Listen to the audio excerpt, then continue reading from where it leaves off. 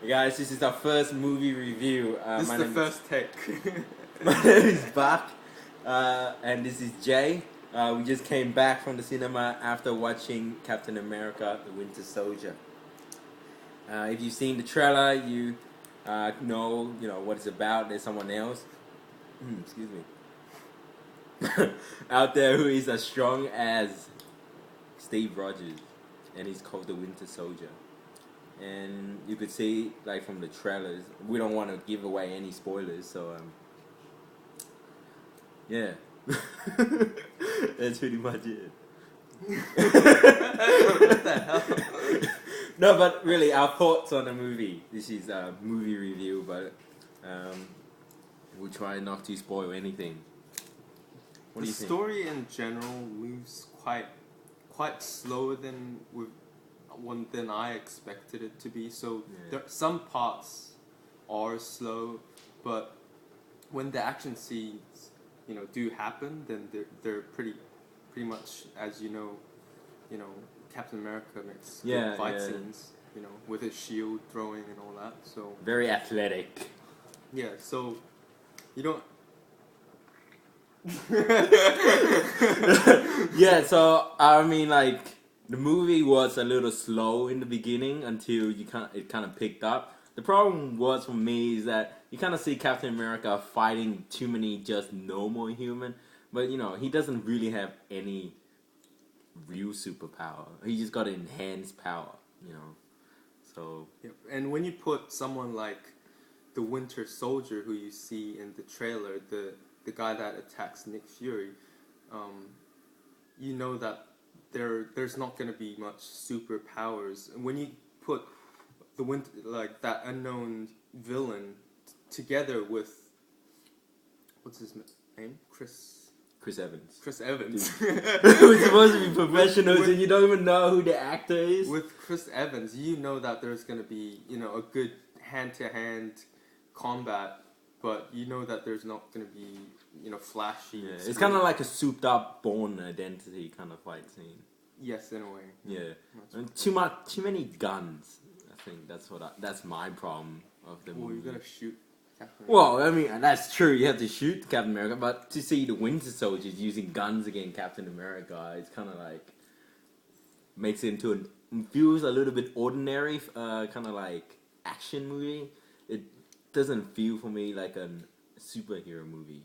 You got all the cool text, and Captain America that got that cool shield, and I don't know. It's kind of have an iRobot moment in it for me. I think, like how he's trying to run away from the bad guys. You guys should just watch the movie.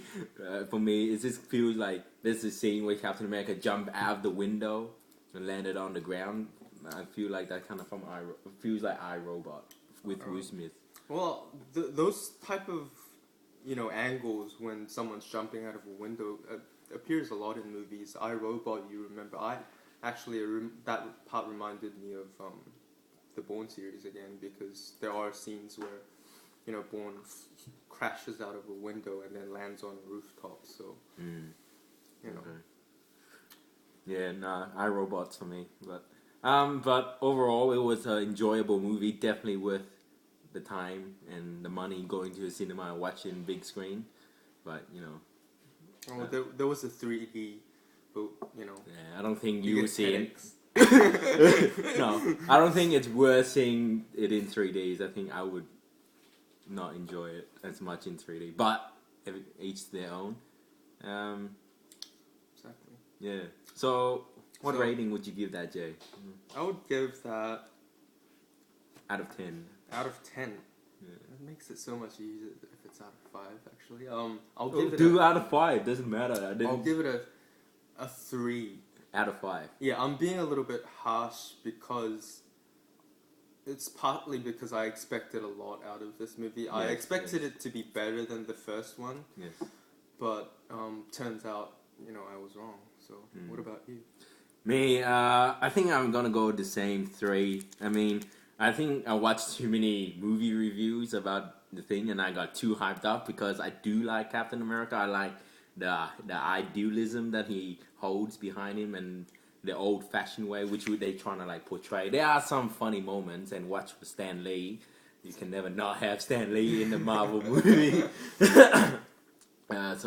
There's some funny moments, but sometimes I think the problem for me is like Marvel these days having that one-liner thing, and that's kind of put me off. But overall, it was very enjoyable. Some funny moments. Yeah, I think I feel like they started off with, because Robert Downey Jr. is the king of one-liner jokes, and he constantly throws them out in Iron Man movies and the Avengers, and in the absence of Robert Downey Jr. and they're throwing in these one-liner jokes between these main characters, it doesn't feel. I mean, it's pretty. He's overdone. I think he's overdone. Exactly. It feels like it's overdone, and you get some chuckles out of it, but that's about it. Yeah. No, yeah, 3 out of 5 for me also, but definitely still endorse seeing it if you are a Marvel fan. I'm a DC fan. He's a Marvel fan. Wow. DC. But overall, very enjoyable. Looking forward to the Avenger. There's 2 end credits, so make sure you stay for those. There's like 2 end credits these days. One is not enough anymore. Yeah. When we watched Thor: The Dark World, everyone besides us left. So we had the entire theater with the end after the end credits. Another scene showing, and we were just that was our movie theater for a full minute or so. Yeah, that was great. Yeah. I think that's pretty much it. We keep talking after even we gave a rating. Alright, next time, The Amazing Spider-Man 2. Yes, or some other movie, old movies. Nope. Avengers. Amazing Spider-Man 2.